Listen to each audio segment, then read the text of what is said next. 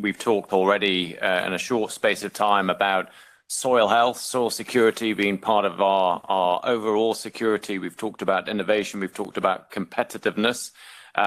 We've talked about sustainability already in the broader round. So now, Rachel Dolby at Anglo American, tell this audience what you told me when you first came to talk to us at the forum, why you believe Anglo American is A, interested in this space, and B, the solutions you're going to bring to us. Thank you, Mark. Firstly, good afternoon, and thank you very much for joining the discussion today. It's an absolute privilege to represent Anglo American here today at the heart of European policy making, a place where ideas can truly translate into action. I'm Rachel Dolby. I'm Head of Corporate Affairs and a member of the executive management team for Anglo American's crop nutrition business. And thank you, Mark. You did introduce us as Anglo American, but just briefly in terms of who Anglo American is, we're known globally as a diversified mining company, and our purpose is simple but very ambitious: to reimagine mining to improve people's lives. We're a UK headquartered business, which following a portfolio simplification will be focused on three key pillars of copper, premium iron ore and crop nutrients. So we're providing the critical minerals that power the future. And today we're here to focus on crop nutrients and specifically our natural mineral polyhalite fertilizer, which can help to contribute towards a more sustainable and productive agricultural future for everybody. And for me, there is no better example of reimagining mining to improve people's lives than that which is encapsulated in our Woodsmith project in North Yorkshire in the UK. And it's from Woodsmith and from North Yorkshire that we will mine our Poly4 product, a multi-nutrient, low-carbon fertilizer derived from the naturally occurring mineral of polyhalite. So our polyhalite comes, and you'll see an image. Our polyhalite comes from a huge mineral deposit, which is found deep under the North Sea. It stretches all of the way from the northeast coast of England all the way into Poland. And it is the remnant of a prehistoric evaporated ocean, which is rich in sulfur, potassium, magnesium, and calcium, four of the most important nutrients that plants need to grow and to thrive. At full production at Woodsmith, we will produce 13 million tonnes per annum from this deposit that we're licensed to mine under the northeast coast of England. And on the image, you can see a red outline of our mining area in North Yorkshire.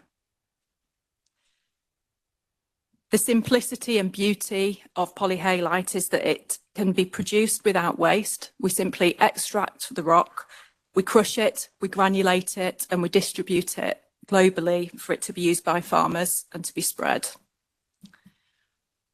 And on the next image, you will see a picture which shows you what Woodsmith will look like once constructed. So once in operations, it will look like a series of farm buildings. The Woodsmith mine is located in the North York Moors National Park. It's in a conservation area, a protected area. And to get a planning consent in a national park was no mean feat. And so the very special design of Woodsmith, which was designed to be very, very sympathetic to the environment in which it exists, is to sink much of the infrastructure below the surface of the ground. So this is a future smart, low environmental impact mine designed to be in keeping with its natural environment, but once constructed will look like a farm. On the next image that we'll just pull up, this is a diagram of the full pit to port extent of Woodsmith. So you will see that there are two very deep shafts that access the ore body, which is 1,600 metres below the surface of the ground. We then bring that ore body to a level which is 360 metres below the surface of the ground. And we transport it on a tunnel, which is 37 kilometres long and which comes out at Teesside into a much more industrial zone, which is also having an industrial renaissance at the moment, with lots of projects being consented in the Teesside area. And from there, it will be shipped worldwide. So it's a big footprint. There'll be a materials handling facility and a port handling facility, and we will invest in port infrastructure. But that is, in essence, the project. And what's so special is that by sinking this huge mine below the surface of the earth and investing in a tunnel which keeps a lot of the product movement and logistics underground, it is hidden from sight, it's hidden from impact. And we're really, really proud of Woodsmith and the way in which it has been designed. It will be one of the largest producing fertiliser mines in the world. It will be the 5th largest fertiliser producer globally once constructed. And it is right on Europe's doorstep. And we think it can contribute towards sources of fertiliser that at the moment need to come from less friendly jurisdictions. So polyhalite is a globally significant and as yet barely tapped, but very, very scalable fertiliser resource. It's a product that's fit for a sustainable future because it's low carbon by its nature. It's a natural product and it works in harmony with soil biology. And it's therefore suitable for organic and regenerative farming practices. Works with nature, not against it. And we think this sums up the direction that crop nutrition needs to go into. Learning to treat nature as a partner and as something that should thrive alongside production. We know there's lots of innovation happening in this space as we learn and appreciate more and more about our soils and the complex physical, chemical and biological processes within them. We've invested in a lot of R&D. We have in-house scientists and agronomists on our team, and we've got a rich data set based on years of trials and research agreements, looking at the impact of polyhalite on soil and on crops. Many of the fertilisers that we know today and the regulatory frameworks that govern them were developed when chemical inputs were really the significant thing which were considered. Now there is an increasingly diverse range of tools and products that allow us to harness the power of biology to drive yields, but also resilience and environmental performance. We need to make sure we're innovating in service of a productive and resilient agricultural system, and fertilisers do play a part in that. They need to be used in a responsible, balanced and holistic way, using science and data to achieve it. And we're enthused by the EU Soil Monitoring Directive and the Bioeconomy Strategy, as we think that those directives offer great potential to incentivise better practices and products. In the fertiliser space, it might mean helping farmers think beyond nitrogen and phosphates and finding ways to make more efficient use of those inputs. And polyhalite can play a role in that. Our data shows that polyhalite can improve the efficiency of other fertilisers such as nitrogen and phosphorus products, which means it can play a role in reducing fertiliser waste and the impact of runoff and leaching. We will continue to invest in robust scientific studies to prove that out. But in summary, and without taking too much more time, Mark, that's why we're very excited about this naturally occurring mineral, which I'll pass along for everybody to have a look at. It's an incredible deposit and it's an incredible opportunity, and we're working very hard to bring Woodsmith to reality and to bring these 30 million tonnes per annum of a sustainable product to the market. Thank you, Mark. Rachel, thank you very much indeed. You certainly responded to the brief of answering the question of why I believe people should be curious about what you've done. There's I've been involved with you for some time in terms of your journey. I mean, it goes back many, many years. Let me ask you a question of what needed to be true for you to make this investment case, because it's a hell of an undertaking. And do say a bit more about how you manage the different stakeholders to be able to develop this mine in the middle of a conservation area, in the middle of a national park.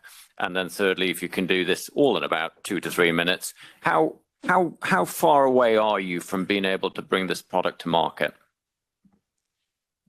Thanks, Mark. And it's a really good question. And this has been a long journey. For me, it's been 10 years of my career on being passionate about bringing Woodsmith into being and making it a reality.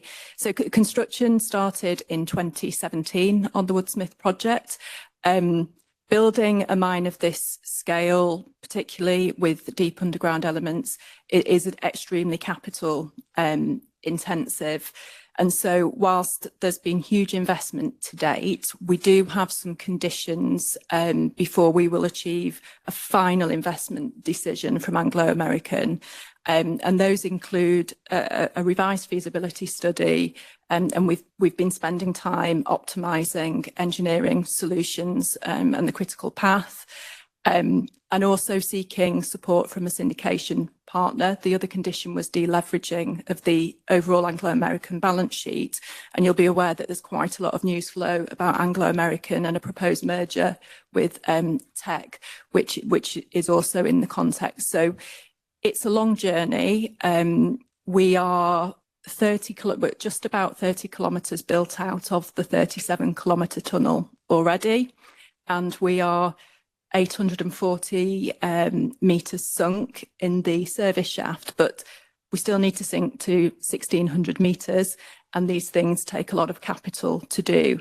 So we're still on our journey, Mark. It will be a number of years until we are at production. But in the meantime, what we are spending time doing, we do a lot of R&D. So we have an R&D plant. We've got a fulsome intellectual property portfolio associated with polyhalite and our products. And we have a team who are out in market making sales. And so we have a partner who helps us to granulate and to crush, granulate and create granules, Poly4. So we're actively working on sales, and that helps us to prove out the market and the price point for Poly4, which of course helps with the final investment decision. The other element that you asked about was getting consent and actually having a social license to operate within a conservation area. And we do a huge amount of work in our local community and supporting the communities in which we operate. That's not specific to Woodsmith. That's something that Anglo American does in all of its operations, has an industry-leading sustainable mining plan, which is aligned and in support of the UN's Sustainability Development Goals. And we work on 3 pillars of thriving communities, healthy environment, and trusted corporate leader. And so we have a fulsome social performance programme. We work with our employees and stakeholders, and a large part of my job is spending a lot of time with our regional stakeholders and ensuring that we have that support. In our latest survey, 95% of our local community were in support of the mine, and in a region that needs high quality jobs, it has been something that has been welcomed by our local community. I hope that answers that in the time that you allowed me. It certainly does, and Maria has just reminded me that it's not only the moderator's prerogative to ask questions, it's also the members' prerogative. So, Maria. Yeah. First of all, congratulations, because for me, it's first time when I look one product. But okay, it's for the futures, it's very good. But because low carbon, no? It is okay, it's organic product. But my question is price comparative with another fertilizer. And what quantity is necessary comparative with classical fertilizer? So price is a difficult one to answer because the market will tell us in the end what the price is. And we model based on a variety of factors when we look at that, looking at substitution values and other factors. One thing that we're very excited about is because it is low carbon by nature, because it doesn't require much processing, and because we've done a lot of studies looking at its impact on soil, we do believe that there's special characteristics of working with soil health, soil conditioning, soil structure that may in the future attract a premium to the price that might be payable. But price is, and I'm not avoiding the question, it's just that it's very difficult to advise on what the price will be. We'd expect it to be comparable to, and of course competitive, to substitution value for the minerals. But the market will determine in the end what the price is that's payable. Thank you. I think, Barry, you talked about it as well, as certainly alluded to it in terms of carbon credits, nature credits.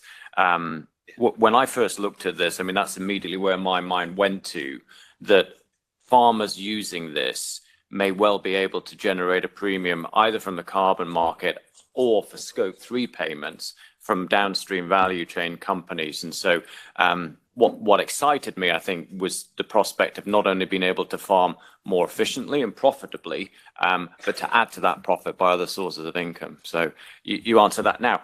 Just in case I shut off the rest of the panel, are any questions from down this end of the panelists, or indeed from you, Barry, to Rachel before I move on? Thank you. Yes.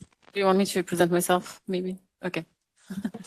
Marilda Dakasvili from BirdLife International. Thanks. Marilda. Thank you.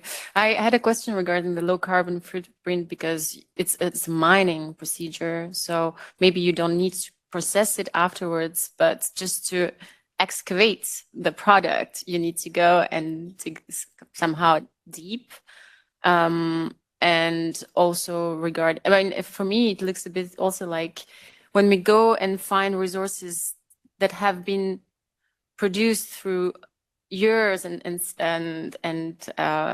not decades, I'm sorry, but millennials. It's how sustainable is this product? How is this a renewable resource where there are other technologies or other innovations that are more into circular economy or that are reusable, recyclable, things like that?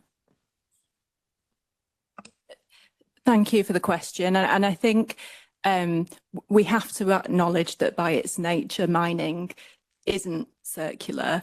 This feels as circular as you might get in terms of extracting from the ground to put back into the ground to replenish the ground. But I accept that it isn't circular. And we're also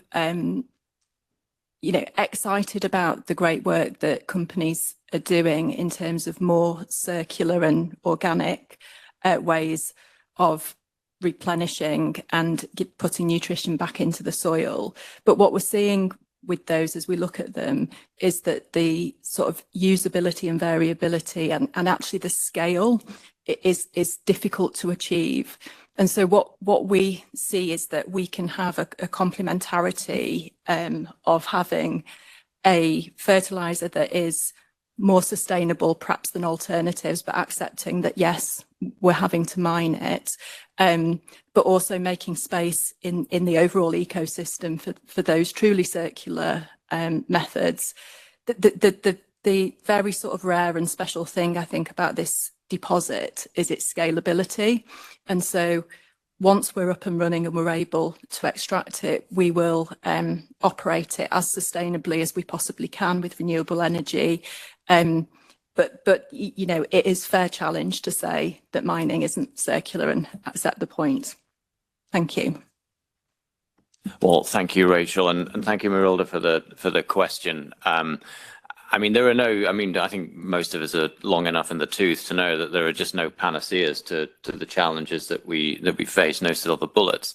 And everything comes down to a trade-off. And the question is whether or not we're balancing those trade-offs in the right way. So you're absolutely right to put that on the table, Marilda. Thank you.